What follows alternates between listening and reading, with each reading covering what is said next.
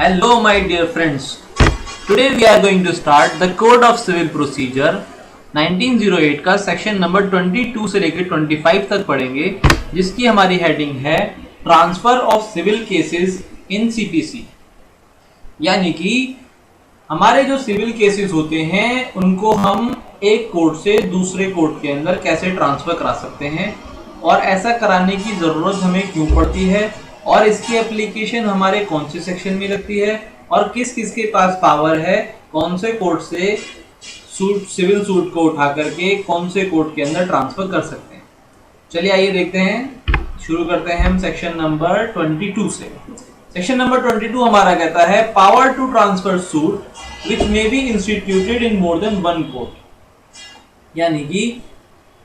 Suit जो कि institute हो सकता था मोर देन वन कोर्ट। जैसा कि अभी हमने पहले पढ़ा था कि एक 3 डिफेंडेंट हैं और 3 डिफेंडेंट में से एक रहता है दिल्ली में, एक कलकत्ता में, एक बनारस में। तो जो प्लेंटिफ था उसने केस डाल दिया बनारस में, तो दिल्ली वाला आकर के ऑब्जेक्शन उठाता है कि जी ये दिल्ली में भी डल सकता था, आप दिल्ली में क्यों नहीं डाला। तो अगर उस टाइप की कोई एप्लीकेशन बनती है तो वो बनती है सेक्शन नंबर 22 के अंदर। और ये क्या कहता है, ये कहता है where a suit may be instituted in one of two or more courts and is instituted in one of such court. यानी कि 2 में जा सकता था लेकिन एक ही कोर्ट के अंदर, किसी एक कोर्ट के अंदर उस सूट को दायर किया गया। तो any defendant after notice to the other party, उनमें से कोई भी डिफेंडेंट नोटिस करेगा अदर पार्टी को, may at earliest possible opportunity, वो नोटिस करेगा बिल्कुल जो अर्लीस्ट पॉसिबल अपॉर्चुनिटी होगी। यानी कि शुरुआती दौर के अंदर जब केस डाला गया है तो उसकी शुरुआती में वो एक नोटिस डालेगा अदर पार्टी को कि जी ये जो आपने यहाँ पर डाला है इसको यहाँ पर इस जगह पे ना डालो, मुझको परेशानी हो रही है, मैं चाहता हूँ कि आप इसको दूसरी जगह पर दायर करो। आगे कहता है and in all cases where issues are settled at or before such settlement. तो वो ये नोटिस दे सकता है जब इशू सेटल हो रहे हों या फिर बिफोर सच सेटलमेंट, सेटलमेंट से पहले। Apply to have the suit transfer to another court, उसको सूट अगर ट्रांसफर कराना है अपना अनदर कोर्ट के अंदर। And the court to which such application is made after considering the objection of other parties. अब एक डिपेंडेंट ने तो ऑब्जेक्शन उठा दिया, अब जो दूसरे डिपेंडेंट है उनको भी तो प्रॉब्लम हो सकती है। तो कोर्ट उन दूसरे डिफेंडेंट्स की जो अदर पार्टीज हैं उनके ऑब्जेक्शन को भी सुनेगी अगर उनमें से किसी ने ऑब्जेक्शन दायर करा। Shall determine in which of the several court have jurisdiction the suit shall proceed, और वो फिर डिटरमाइन करेगी कि ये किस कोर्ट के अंदर उसे ट्रांसफर करना है या फिर उसे नहीं करना। आइए देखते हैं सेक्शन 23 क्या कहता है। अब हमने ये तो जान लिया कि भाई एक कोर्ट से दूसरे कोर्ट के अंदर हमारा जो सूट है वो ट्रांसफर होता है, एक एप्लीकेशन लगती है कि भाई हम अपना एक सिविल सूट उठा करके इस कोर्ट से उठा करके दूसरे कोर्ट में ले आ सकते हैं। लेकिन वो एप्लीकेशन कहाँ पर देनी है हमको, तो वो देखते हैं। ये लिखा है इसके अंदर सब सेक्शन 1 के अंदर, where the several courts have jurisdiction are subordinate to the same appellate court. अब एक अपीलेट कोर्ट है, उसके सबऑर्डिनेट के अंदर 3 कोर्ट्स आती हैं। अब उन 3 कोर्ट्स के अंदर जो तीनों कोर्ट हैं उनमें से किसी डिफेंडेंट को ये प्रॉब्लम है कि भाई इसके अंदर नहीं इसके अंदर डालो, उसने ऑब्जेक्शन रेज करा। तो जो उन तीनों सबऑर्डिनेट कोर्ट्स का जो एक अपीलेट कोर्ट होगा, हम तब वो एप्लीकेशन लेकर के उस अपीलेट कोर्ट के अंदर जाएंगे। सेक्शन 22 के अंदर एप्लीकेशन बनेगी और हम उन सबऑर्डिनेट कोर्ट्स को, जो सपोज कीजिए कि हमारा जो कंप्लेंट है वो जिन कोर्ट्स के अंदर जानी थी वो सारी सबऑर्डिनेट्स कोर्ट एक अपीलेट कोर्ट की सबऑर्डिनेट है। जो लोअर कोर्ट्स हैं वो एक अपीलेट कोर्ट की सबऑर्डिनेट हैं। तो जिसकी वो अपीलेट कोर्ट जो उनकी हायर कोर्ट है यानी कि अपीलेट कोर्ट, तो हम अपनी सेक्शन 22 की एप्लीकेशन लेकर के उस अपीलेट कोर्ट के अंदर जाएंगे। लेकिन सेक्शन 2 कहता है where such courts are subordinate to different appellate court. अगर ऐसा होता है कि वो जो सबऑर्डिनेट कोर्ट्स हैं वो डिफरेंट अपीलेट कोर्ट्स की सबऑर्डिनेट हैं, वो जो लोअर कोर्ट्स हैं वो सबऑर्डिनेट तो हैं लेकिन वो अलग अलग अपीलेट कोर्ट्स की हैं। तो उस केस में हम क्या करेंगे, उस केस में हम जो उन कोर्ट्स की जो हाई कोर्ट होगी, जो उस स्टेट की हाई कोर्ट होगी जिसके वो सबऑर्डिनेट कोर्ट हैं, जिस जो अपीलेट कोर्ट भी सबऑर्डिनेट है उस हाई कोर्ट की, हम उस हाई कोर्ट के अंदर जाएंगे, उस स्टेट के हाई कोर्ट के अंदर जाएंगे और वो एप्लीकेशन हम हाई कोर्ट में जाकर के लगाएंगे। तो अब तो ये बात हुई, यहाँ पर हमें समझ में आता है कि हम यहाँ पर अभी एक स्टेट की बात करें। सबसेक्शन 1 और सबसेक्शन 2 बताता है, अगर सीधी सी बात है कि भाई एक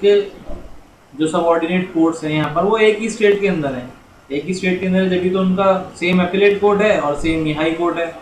लेकिन तब क्या होगा जब सबऑर्डिनेट कोर्ट्स जो हैं उनकी जो हाई कोर्ट्स हैं वही डिफरेंट हो।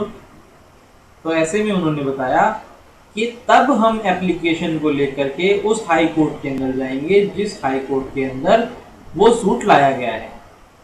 वो हाई कोर्ट फिर ये डिसाइड करेगी कि इसको ट्रांसफर करना है कि नहीं करना, विड्रॉ करना है या फिर ये किस कोर्ट के अंदर जाएगा। सेक्शन 24 हमें बताता है general power of transfer and withdrawal on the application of any of the party and after notice to the party. यानी कि अगर किसी एक पार्टी ने एक एप्लीकेशन लगाई ट्रांसफर की या विड्रॉ की और नोटिस भी दे दिया पार्टी को, and after hearing such of them as desired to be heard, और उन सबको भी एक कोर्ट ने सुन लिया जो जो इसके अंदर हम अपना पक्ष रखना चाहते थे, और इट्स ओन मोशन, या फिर कोर्ट ने अपनी मर्जी से, कोर्ट ने देखा कि हाँ भाई जो हो रहा है वो वेस्ट ऑफ टाइम है, और या फिर वो अपनी मर्जी से कोर्ट को अगर लगता है कि हाँ ये ट्रांसफर होना चाहिए या फिर ये विड्रॉ होना चाहिए, तो द हाई कोर्ट और द डिस्ट्रिक्ट कोर्ट में एट एनी स्टेज, किसी भी स्टेज पे हाई कोर्ट और district court transfer any suit, किसी भी सूट को ट्रांसफर कर सकती है, किसी भी अपील को ट्रांसफर कर सकती है, या फिर other proceedings pending before it for trial or disposal to any court subordinate to it. जो भी ट्रायल या डिस्पोजल होगा तो और उस कोर्ट के अंदर चल रहा है जो सबऑर्डिनेट है उसकी, तो वो उसको ट्रांसफर या विड्रॉ कर सकती है ऐसे कोर्ट के पास जो कॉम्पिटेंट है उसको ट्राई करने के लिए और डिस्पोज करने के लिए। तो ये भी जरूरी है जानना कि अगर कोर्ट कभी किसी केस को ट्रांसफर कर रही है तो ट्रांसफर हमेशा उस कोर्ट के पास करेगी जो कॉम्पिटेंट है उसको ट्राई करने के लिए, उस सूट को ट्राई करने के लिए। इसका सबसेक्शन बी कहता है कि court at any stage withdraw any suit. ऊपर हमने पढ़ा ट्रांसफर कर सकती है एनी सूट को, नीचे है विड्रॉ एनी सूट। विड्रॉ कर सकती है किसी भी सूट को, किसी भी अपील को और किसी भी अदर प्रोसीडिंग को जो पेंडिंग है उसके सबऑर्डिनेट कोर्ट्स के अंदर। ट्राई और डिस्पोज, ट्राई भी कर सकती है और डिस्पोज भी कर सकती है at any stage. Transfer the same for trial or dispose to the court subordinate to it competent to try or dispose of the same. अब कोर्ट क्या कर सकती है, कोर्ट ने एक बार ट्रांसफर करा, लेकिन अब कोर्ट को ऐसा लगता है, जो हायर कोर्ट है और डिस्ट्रिक्ट कोर्ट है उनको ऐसा लगता है कि हमने जो ट्रांसफर करा अब इसको हमें वापसी उसी कोर्ट के पास भेज देना चाहिए जिससे हमने इसको ट्रांसफर करके आगे दिया था, किसी और कोर्ट को दिया था। तो इनके पास में ये पावर भी है कि वो चाहे तो उसको रीट्रांसफर भी कर सकती हैं। तो इसका सबसेक्शन 2 हमारा ये कहता है वेयर एनी सूट और प्रोसीडिंग हैज बीन ट्रांसफर्ड और withdrawn under subsection 1 the court which is either to try or dispose of such suit or proceeding may subject to any special direction in the case any order to transfer either retried to proceed from the point at which it was transferred or withdrawn। यानी कि subsection 2 हमारा ये कहता है कि अगर subsection 1 के हिसाब से कोर्ट ने किसी भी केस को ट्रांसफर कर दिया और ट्रांसफर करने के साथ साथ कोर्ट के पास जनरल पावर ये भी है कि कोई स्पेशल डायरेक्शन दे सकती है कि आपको इस केस को इस तरीके से आगे लेके चलना है, या तो आप इसको दोबारा से शुरू करें प्रोसीड करने के लिए या फिर उस पॉइंट से शुरू करें जिस पॉइंट से हमने आपको ट्रांसफर करके इस केस को दिया है। पॉइंट का मतलब है कि जिस स्टेज से हमने इसकी प्रोसीडिंग चल रही थी उस स्टेज से ही आप दोबारा से शुरू करिए, या फिर वो स्पेशल डायरेक्शन ये भी दे सकता है कि आप इसको दोबारा से रीट्राई करिए, बिल्कुल शुरू से शुरुआत कीजिए। For the purpose of this section court of additional and assistant जजेस shall be deemed to be subordinate to the district court. जो भी एडिशनल जजेस होंगे और जो भी असिस्टेंट जजेस होंगे वो सब सबऑर्डिनेट होंगे डिस्ट्रिक्ट कोर्ट के। और यहाँ पे प्रोसीडिंग से हमारा मतलब है, प्रोसीडिंग्स तो हैं जो प्रोसीडिंग्स है जो हमने सूट डाला इंस्टीट्यूट करवाए हुए, लेकिन उसके अंदर इंक्लूड होती है proceeding for the execution of decree और ऑर्डर। यानी कि एक बार जब हमारे पास में डिक्री आ गई, हमारा केस हमने जीत लिया और हमें डिक्री मिल गई कि हाँ अब हमें इतना कंपनसेशन या इतना अमाउंट या इतनी वैल्यू या इतनी प्रॉपर्टी ये चीज़ हमें मिलेगी, तो वो जो मिलेगी उसके लिए जो हम एक एग्जीक्यूशन पिटीशन अलग से डालते हैं, तो उस एग्जीक्यूशन पिटीशन को यानी कि एग्जीक्यूशन ऑफ डिक्री और ऑर्डर, किसी भी ऑर्डर या डिक्री के एग्जीक्यूशन की जो प्रोसीडिंग है उसको भी हम प्रोसीडिंग्स में ही काउंट करेंगे।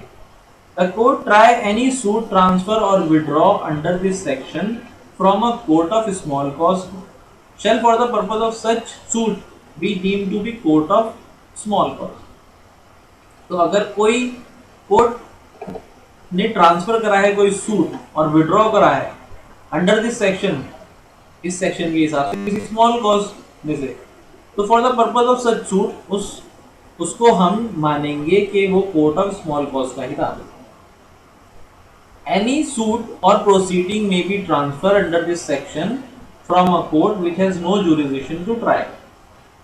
तो कोई भी जो सूट है और प्रोसीडिंग है उसको ट्रांसफर किया जा सकता है इस सेक्शन के अंदर फ्रॉम द कोर्ट, उस कोर्ट में से जिसके पास में जुरिसडिक्शन नहीं है उसको ट्राई करने की। देखते हैं सेक्शन 25 क्या कहता है। सेक्शन 25 अब तक हमारी बात चल रही थी पीछे सेक्शन 24 के अंदर, 23 के अंदर के हाई कोर्ट्स और डिस्ट्रिक्ट कोर्ट के पास में क्या क्या पावर है। अब आ जाते हैं हम सुप्रीम कोर्ट के पास। ट्रांसफर करने से रिलेटेड, किसी सिविल सूट को ट्रांसफर करने से रिलेटेड सुप्रीम कोर्ट के पास में क्या क्या पावर है। तो इसका सबसेक्शन 1 कहता है on the application of party, अगर किसी पार्टी ने एक एप्लीकेशन लगाई है कि भाई इसको ट्रांसफर करो, and after notice to the parties, और उसने नोटिस भी कर दिया पार्टीज को जो बाकी की पार्टीज हैं, and after hearing such of them as desired to be heard, और उसने सुप्रीम कोर्ट ने सुन भी लिया उन सबको जो जो डिजायर थे उसको अपनी बात रखने के लिए कि भाई ऑब्जेक्शन होना चाहिए नहीं होना चाहिए।